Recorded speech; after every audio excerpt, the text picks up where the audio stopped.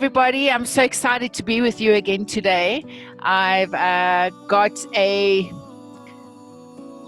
hysterically funny gentleman with me today. I had to choose my words carefully because I try not to swear. I try not to swear. My daughter says, "Mom, you're not even trying." I said shit, not fuck, okay? So Good story. it's such an honor to have John Vlismas with us today, and we're going to be talking about the role of humor when it comes to self-care. John, thank you for joining me. How are you doing? I'm good, thanks. I'm fine. Everyone talks about how life has changed. I find chaos to be quite comforting. That's awesome. I'd love to hear more about that. People say the new normal and blah blah blah, but I've always lived in chaos. So I find this whole change that's going on around the world just another set of circumstances. I don't think it's good or bad, or you've got to be careful. There's a lot of there's loss, there's tragedy, there's vulnerability, but it is what it is. And so I'm a big believer in not questioning why things have happened, but rather just accepting them and then kind of operate. It's like an upgrade. You put your phone in the charger and then suddenly it's got a new operating system. That's how we are. You should just wake up with a new operating system rather than sit around wondering what happened to the old one. I love that. So for those that are watching overseas, or those that have, I don't mean to be rude, but living under a rock and don't know who you are, who's I don't know if not knowing about me qualifies as living under a rock. It may just mean that you've made better life choices. I don't know. Tell us a little bit about John Vlismas.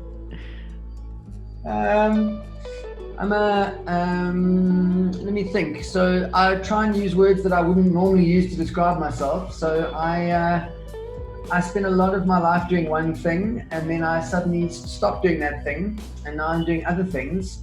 I'm curious. I think I'm trying to suspend judgment because I'm no angel. I don't necessarily know that there is good and bad. I think there's just life. I think that I am also in recovery. Have been I will be, I think I'm heading for my 16th year, but that's in June, so about 15 and a half years. Amazing.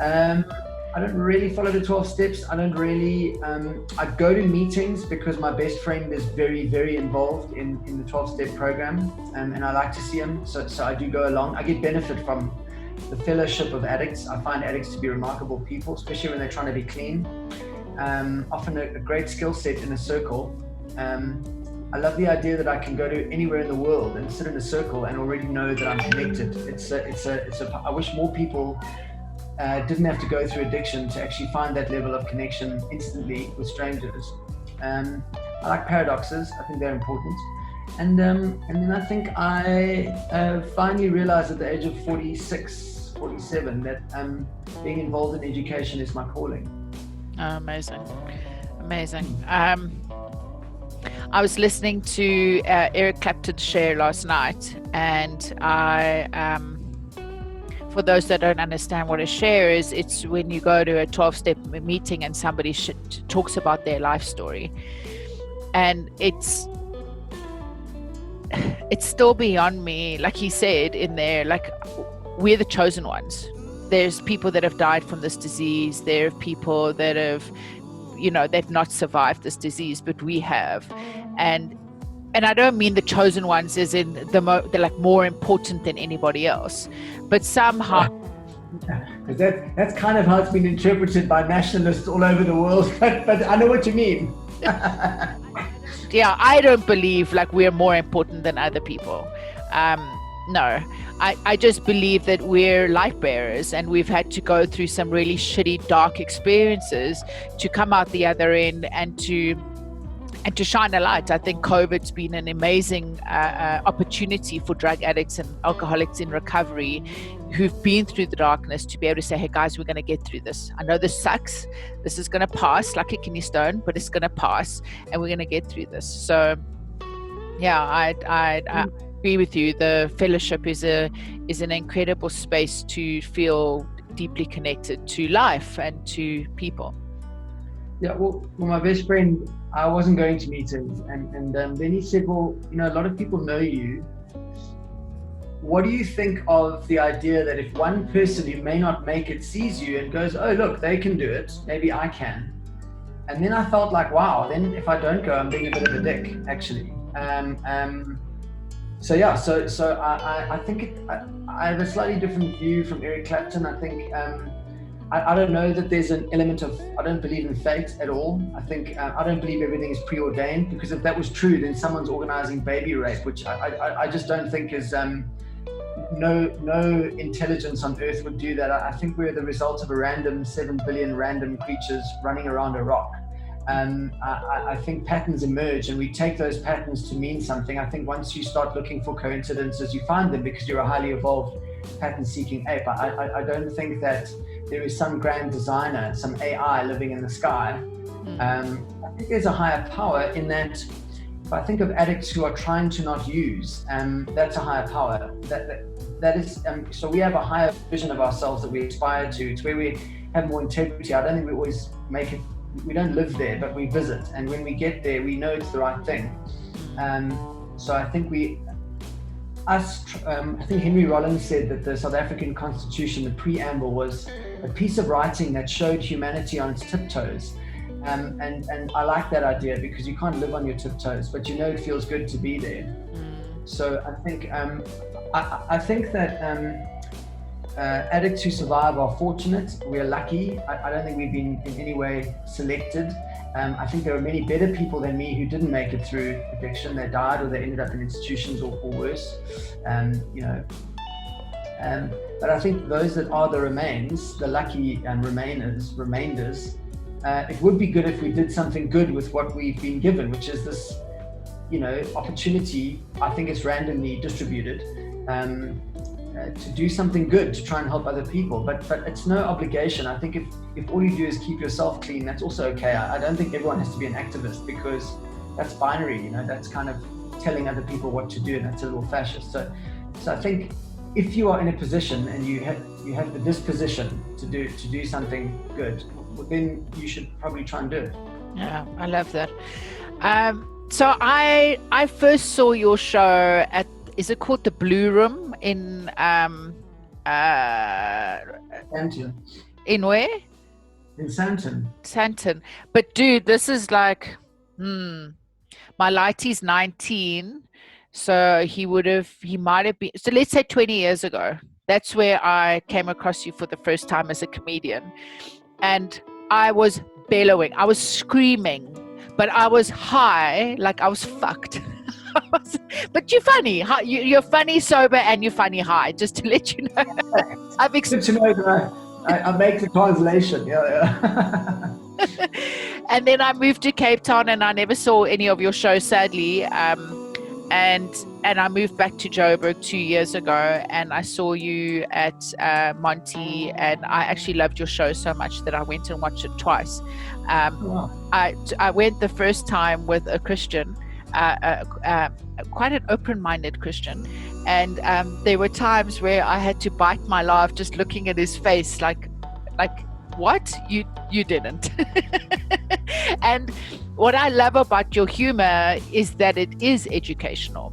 It is like, there were parts where you would say like really obscene things, but it wasn't to be obscene. It was to show like people find that shit funny, because you would say it, somebody would go, like scream laughing, and you go, dude, that's not funny, like baby raping or whatever. It's not funny. It's not. So from an outsider, it's not strange for me that you've gone into educating. Like that's the lane that you're choosing to be in now, and I think it's beautiful. You're at, is it Henley Gibbs? I forget. Yeah. So my sort of home is Henley. I have taught a little bit at Gibbs. We do some collaboration with Gibbs. We have a dean who believes in collaboration and sharing. But I'm a student at Henley at the moment, and I'm also what they call an associate faculty. So I do some teaching, but then more recently I became the head of marketing at Henley Africa, and so I'm running the marketing department, and yeah, it's all kind of interact, because marketing for me is very much around the authentic story of what you're trying to achieve. So it's wrapped very much around improving people's ways of thinking, rather than just selling them an educational, program or a product. I think Abai John Zardine is also my kind of mentor. Abai John's vision of trying to educate 1 million people in the next 5 years. I think it's a really good mad plan. Yeah. Yeah. So on that, I didn't. Who's that guy? Sorry, I didn't hear his name now. John Foster Pedley, Professor John Foster Pedley is the dean. I'll look that up, because I attended Dr. John DeMartini's event last year, and this purpose that I saw crossed my mind was to empower, inspire, and transform 1 million people's lives in the next 5 years. I might have picked that up somewhere, but we were to educate, around self-care and the importance of connecting authentically to ourselves, so that we can authentically connect with others. That's amazing. It must have been your influence. I saw some marketing boards down, what's that road? William Nicol. And it was really sharp and funny and smart, and it was just giving for me, I can't remember the exact wording, but it was just an authentic invitation for people to come and learn, and I loved it. I was like, I could see it was your stamp, so good for you. Thanks. What subject are you lecturing in? Well, they're not really formal subjects. I study formal subjects, but I'm doing a master's. But I was allowed to be part of a program. A very good friend of mine, another mentor, in fact, Dr. Puleng Makhwadibe. She was instrumental in designing a program for leadership for Standard Bank, which we did with Gibbs. And it began with me giving one talk during that kind of course, and it evolved into me spending a whole day with Puleng, and I would do 3 lectures, and then I would do exercises that would allow people to explore what I was talking about. So I've been given a lot of freedom on that course, on that day, to sort of design the content, and very generous of Puleng, because she kind of then goes over it with me, and then we kind of make sure that it passes muster. But if I were to think about it, it's things I learned doing comedy, and so what you said about it's not surprising. It isn't really, because comedy is not a defining type of person. I think that's a mistake. I think comedy is a mode of expression or the transfer of information, and we the reason I decided to stop doing comedy immediately was my dad died. And I looked after him for a period of time with my family. It wasn't me on my own. And so my dad had a stroke, and then I made a decision to kind of take a break from what I was doing and just go and nurse him. I thought he would recover, and we all did, and he was doing quite well, and then he had a complication, and then he died. But in that moment, I realized that my dad always had a dream to write. He was a great writer. He never published anything, but his writing was beautiful, and so he put his plans on hold, because when he met my mum, the priority became the family, and they became entrepreneurs, and they worked very hard, and then he never got back to it. And by the time he got the space and the time to get back to writing, he was just really too tired. He needed to rest. He really worked very hard most of his life, and so he wasn't able to do that. And I realized that if all I leave this kind of life having done was one thing, and be known as a comedian, I haven't really tested the equipment. Like, I haven't really, you can live more than one life, and the challenge is not to become well known for one thing. I mean, that's pretty cool, but often you just get the nonsense. Like, you use the vehicle to get to the being well known, to get to the money and all of that. Because I'm a maniac, I've also had the privilege of losing businesses and like really fucking things up quite spectacularly. So, and I'm a South African. I was a South African entertainer, which means I was never really going to be loaded anyway. So this ability to, not ability, but this experiment to try and see if I could redefine myself in roughly the middle of my life, and see if I could maybe become known in another field, was quite exciting. And it's much bigger than just, one thing. It's also, it's like addiction, how do you rewire your brain after it's been hardwired? We now know hardwired. There's a neural network that kind of supports addiction that you've built over time, apart from the psychological and other social possible angles. But so what this proved to me is that you can almost, there's no need to be stuck in one thing at all. And then I found this amazing teacher in John, and John totally gets that. Like, he totally understands that someone who was a total mess at school, a really crap student, disinterested in formal institutions, anti-establishment, could somehow become deeply embedded in a school and start to tell the stories of that school to the world. Now I've drunk the Kool-Aid. I'm full on. I want to go to England. When I graduate, I want the full on English experience on the Thames. I want the thing. I want the hat. I want all these tattoos to be associated with a business school. It's very important that I do all that stuffy institutional shit, because someone like me has to appear there. It's very important for the world. It is important for the world, John. I totally agree. I sucked at school, and I not because I wasn't smart, but just because I didn't believe I was smart, and I left school. I thought, like, being a mom, like, that would be, that's the one thing I can be good at, and my ex-husband introduced me to books. I was terrified of books. Like, I had a panic attack just going to an exclusive book. I stood on the outside of exclusive books, too scared to go in. And he's like, "Why are you so scared?" I said, "Because where the fuck do I start? It's just." He's like, "Well, what do you love?" And I was psychology, and I've been stuck there for the last 30 years. I haven't ventured into psychology, but I feel you when it can be something so, like, I bastardized education and learning, and because I felt I projected my shit onto it, right? So I felt like I wasn't capable of, I'm not a thinking person. And it's been such a joy for me the last 25, 26 years to develop that part of me and to see, like, what a world that's opened up.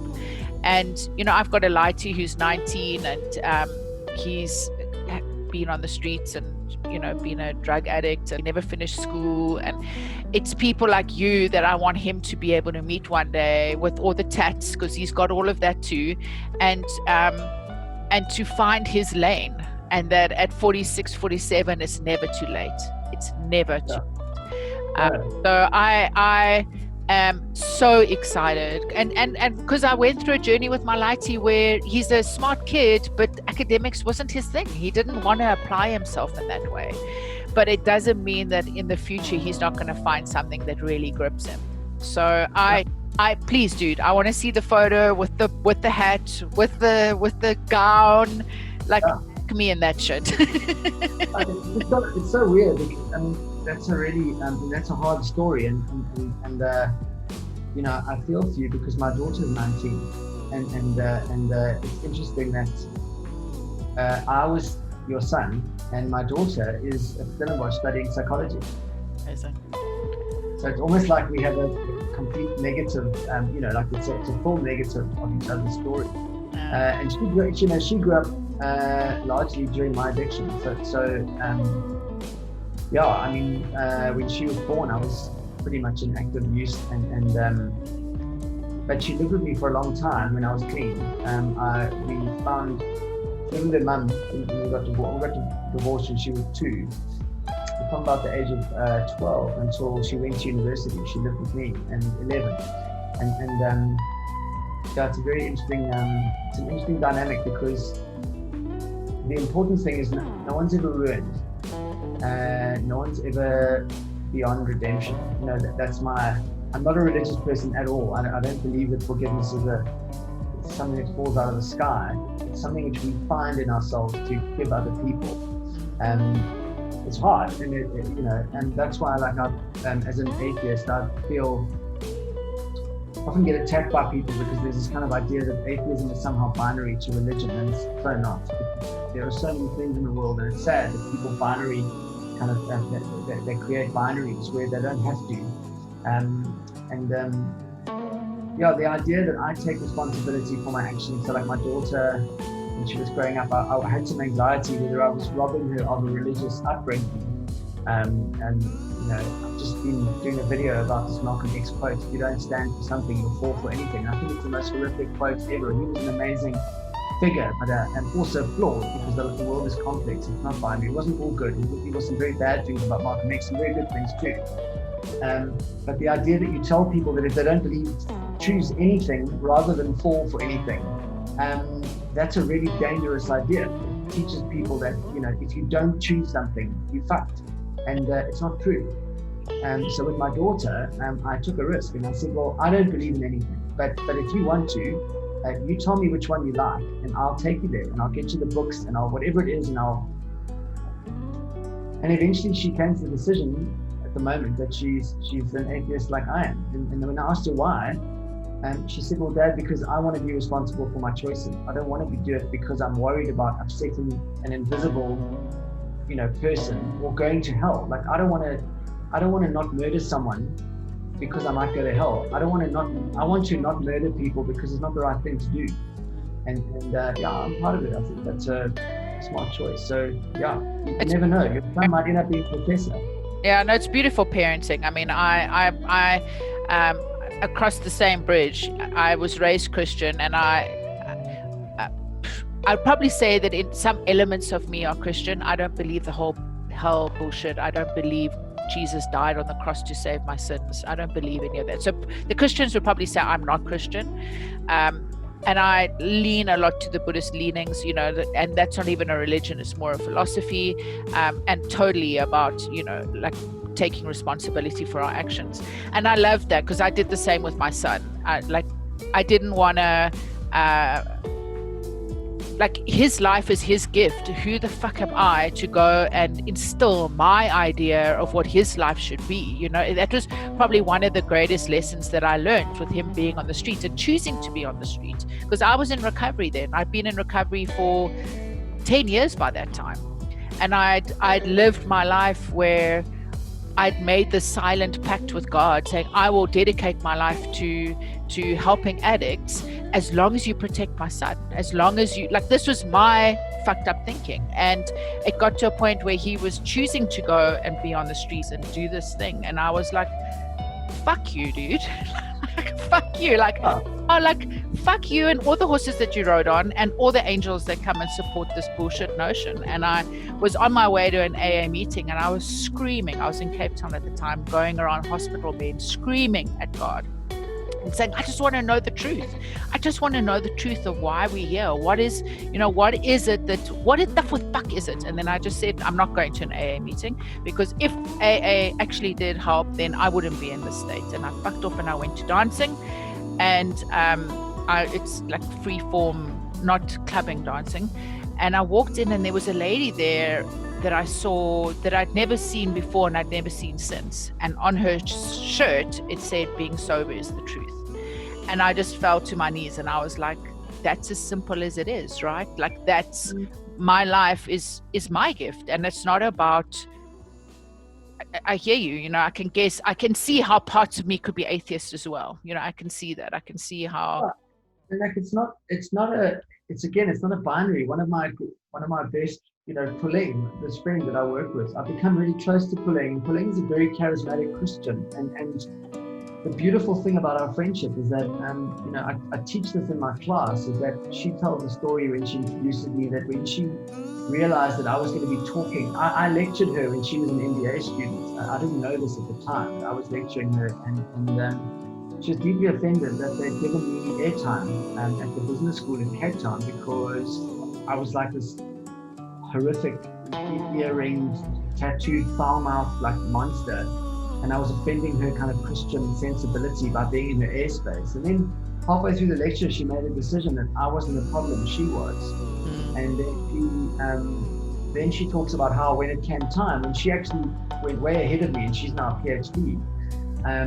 When she was tasked to design this thing, she said, we need John. And then that was the beginning of my relationship with Henry and Joburg. And we become really close. We do a lot of work together. So that's how she introduces me, and then I walk on and I go, well, I just need you to understand that as an atheist, when I hear my Christian friend talk with such growth and such grace about her own process, I don't remember that she didn't like me. I remember that her religious framework allows her to grow.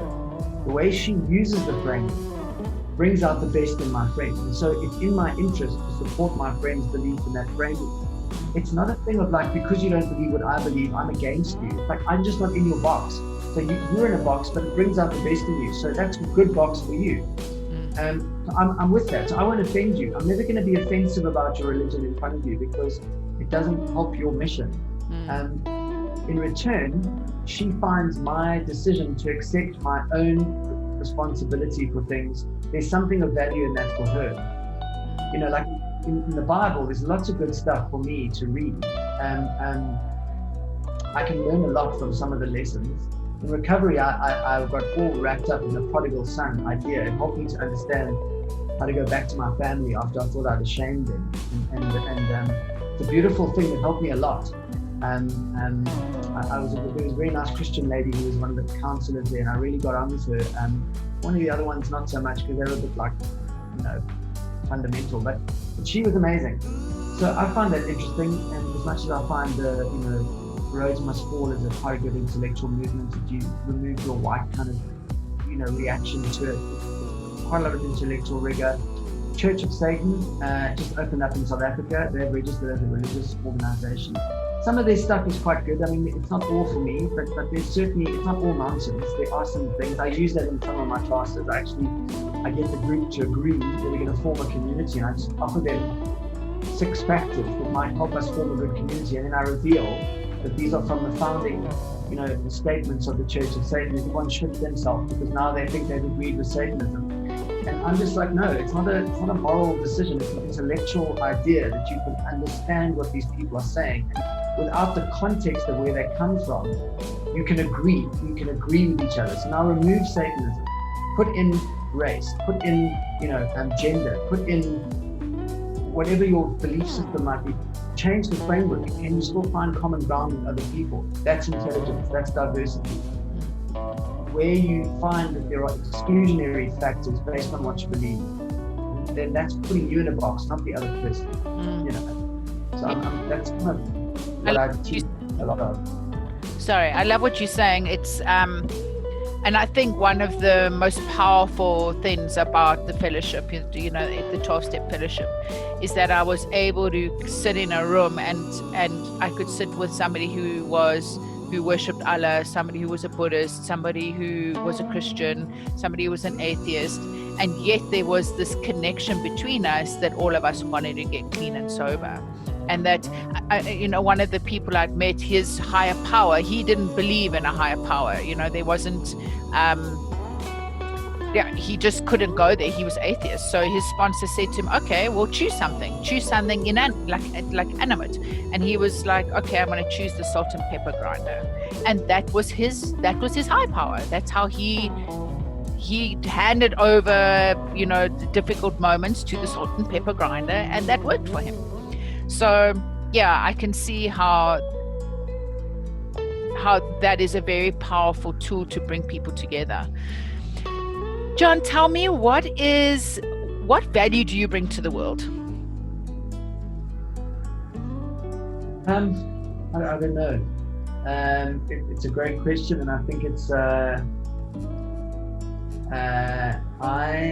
have been learning a lot in the last sort of 18 months, and it's a cliche, but the more I learn, the more I don't know.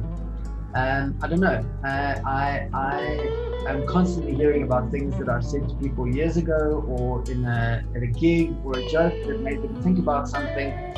I don't come at the world as if I'm trying to give stuff. I just say what's on my mind, and I talk about what I think is happening for me, and I hope that there are people that it's happening for as well. I hope that people, I suppose if anything, I don't do it on purpose, but I think people often get surprised when they talk to me the picture in their head of who I am based on my comedy versus who I really am confuses people, and it makes them wonder that maybe their impressions of things may not be right the first time. You know, we talk about first impressions. No, I don't agree. I don't agree that first impressions are always the best. I think that life's complex, and we are taught from birth because we come from the previous generation. So in other words, I don't believe in tradition. I don't believe in too much of what has gone before, because if you think about how humans evolved, you are talking about an iPad 1 telling an iPad 5 what its functionality is. It doesn't make any sense. So I hope that if anything, I'm a little bit disruptive. Always have been. That's why they asked me to leave high school in standard 9. Essentially, I didn't really give a fuck about rugby or learning the prefects' names or school spirit, or I just found it all to be, I didn't know this at the time, but I hated the structure, because I think ultimately it was unintelligent, and not that I'm some kind of intellectual snob, but I didn't understand the point of like the rubbish of boys marching on a field at like 1 o'clock on a Friday afternoon for 2 hours, where your geography teacher was yelling at you as if there was an imminent war. Like, it didn't make any fucking sense. You know, why are gay people evil? There's just no empirical evidence to me that anyone who's gay or the gay world is more crime-ridden or more, you know, pedophiliac or more. Like, show me some evidence. Like, you know, pork. I mean, if you say it's evil, that's because you said so. There's no scientific proof that if you feed a human being pork, it won't sustain them. So you can't pull that move. There's no science to it. So I hope, if anything, it's this idea of checking what you believe. It's the idea of, are you sure that what you were told is true? Have you asked some questions, or do you just believe? And also that it's okay to not believe. It's okay to be a little bit, I'm obsessed with this Malcolm X quote at the moment, because it's so dangerous. It is so oversimplified. It is so, because it's Malcolm X, it has to be true, right? Like, no one from the Black Lives Matter movement can say anything wrong. And I don't agree. I think the movement's correct. I absolutely buy the movement. I think its time is way overdue. I think it's very important that we focus on Black lives. I don't believe in all lives matter. That's a stupid thing. It's like, that's obvious. All life matters is not a movement or a t-shirt. That's a biological directive. Black lives specifically has to be a movement, because we don't know that. We've got to be told that. The world needs to know that. So it's important, but it doesn't mean that anyone with a Black Lives Matter t-shirt is right or a hero or noble. That's an over-reduction of the truth. So I think we reduce the truth, and that's mostly because we rule by fear, because we were more primitive than the next generation. And it might just be incremental, but there is an element of, because the rate of change is so rapid that the younger you are, the more chance the rate of improvement is dramatically increasing. So 100 years ago, maybe the gap between generations may have been greater, and so perhaps the gap between generations may have been smaller, and so perhaps there was less to learn from the new generation.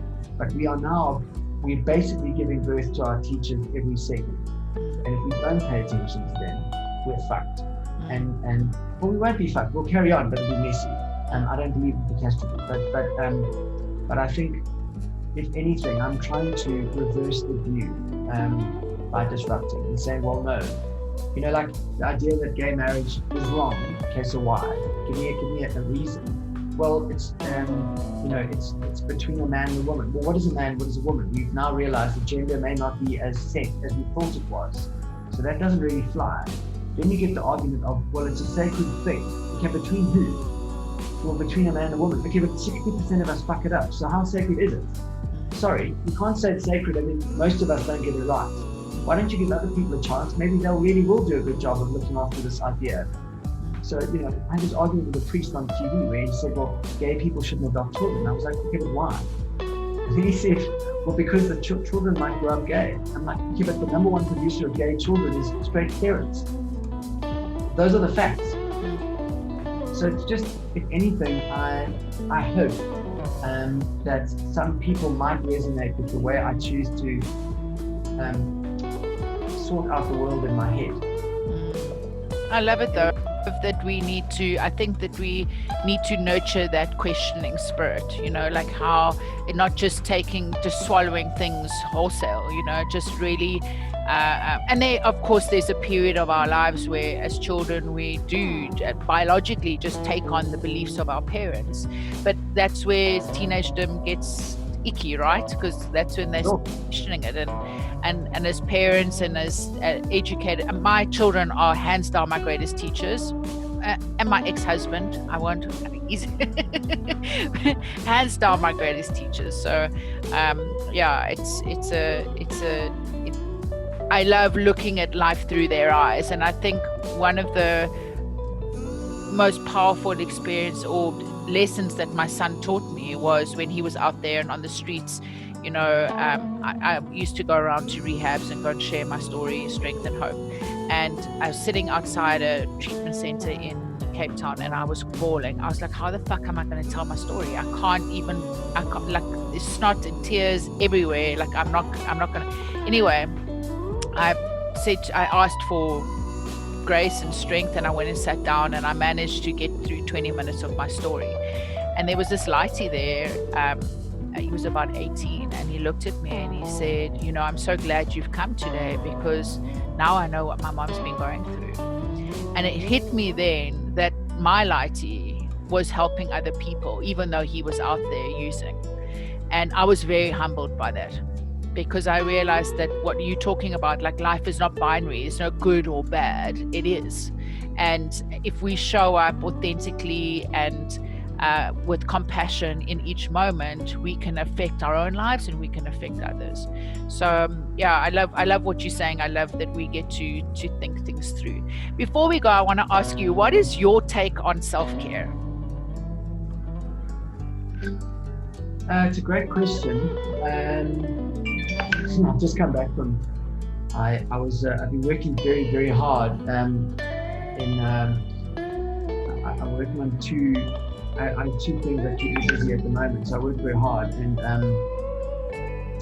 so I suddenly just stopped what I was doing and I went away for 5 days. I just went walking in the mountains, and I can't believe the difference in when I left here and when I came back. So the reason I mention that is because I don't do it enough. And also, I hadn't been to meetings for quite a long time. In the run up to this break, before I knew what I needed, I was going to meetings and just getting so much out of them. So I think self-care is very important. You've got to, it doesn't matter how you do it. I think, in other words, the intention must be there, because that means that you care enough to try and care for yourself.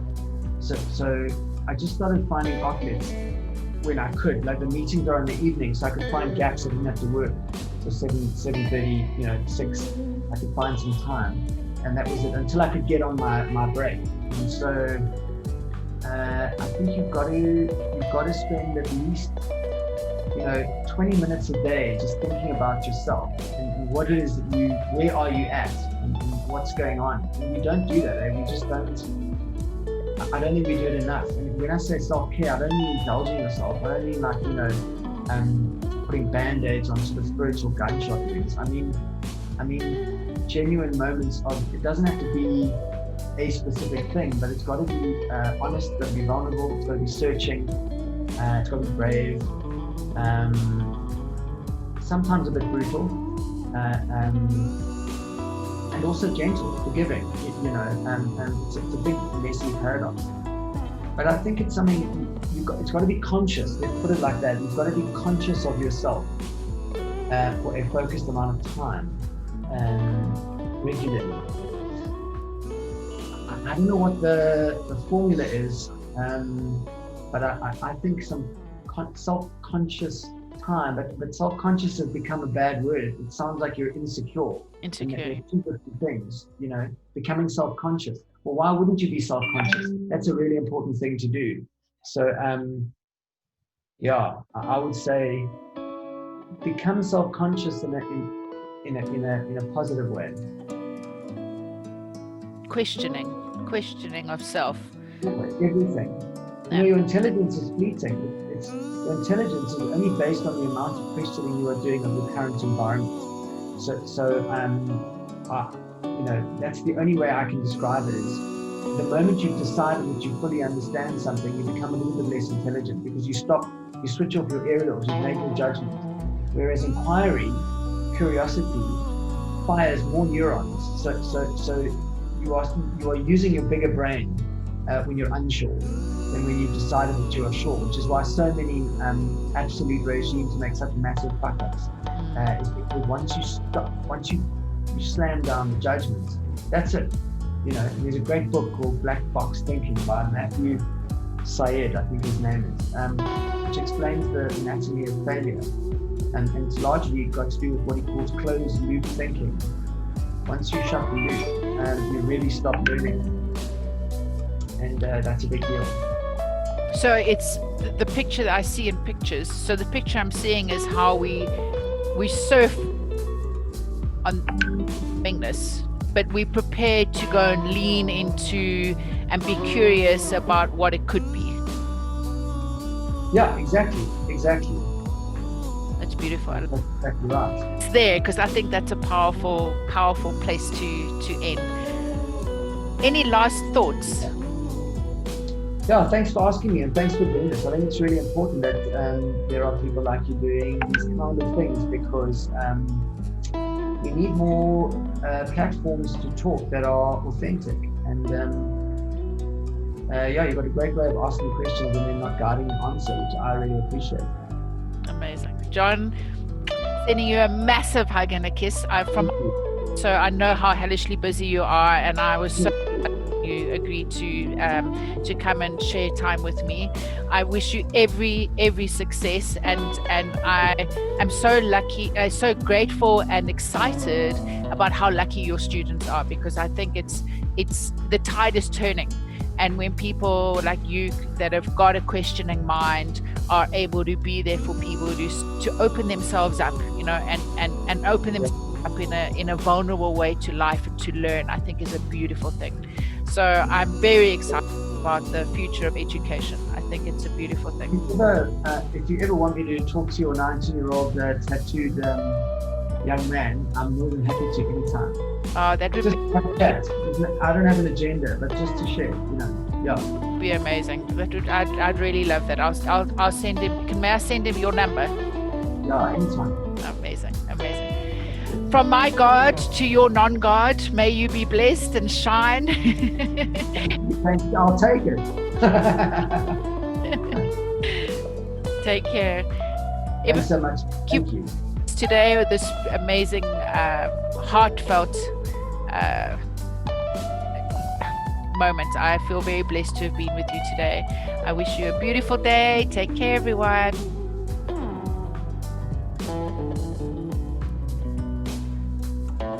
Good day. I hope you're well. So the Self-Care Diaries is everything about self-care. And so today I thought that I'd introduce you to the self-care kit that we've created. But before I do that, I'd like to share a quote with you by Audre Lorde, where she said, "Caring for myself is not self-indulgence, it is self-preservation, and that is an act of political warfare." So I think that political warfare in this instance has got to do with fighting with that belief that we're not important and that we've got to put other people first. And often we then pour from an empty cup. So we've created a product that we're very, very excited about and has been going to far corners of South Africa. And I thought I'd share it with you today. So it comes in this beautiful organza bag. And there is a journal, the pen. Sorry, the pictures are a bit funny. There's a journal with a pen And then there are 6 cards in this little bag, and the 6 cards relate to the 6 areas of life, being spiritual. I don't know if you're going to be able to read. Spiritual, emotional, psychological, professional, physical, and personal. And there's a card in here that shows you how to use the kit. And then there's a bonus card where you can email me and I will send you your ebook on self-care. So how does this work? Is that you choose a card out of the 6. So let's say I'm going to choose that one. And today it's a physical card that I've chosen. And there's 1 to 6 prompts on each card. And let's say 3 is mine. And it says, today take some time off and plan a holiday. That is a really awesome idea. And I'm planning a holiday at the end of September. But I think today I could think about what are the kinds of things I could do on that holiday. So that I'll make a note to do today. And so each day you get to choose something new to do. And then you use your beautiful journal here to journal your experience and make your plans and create magic.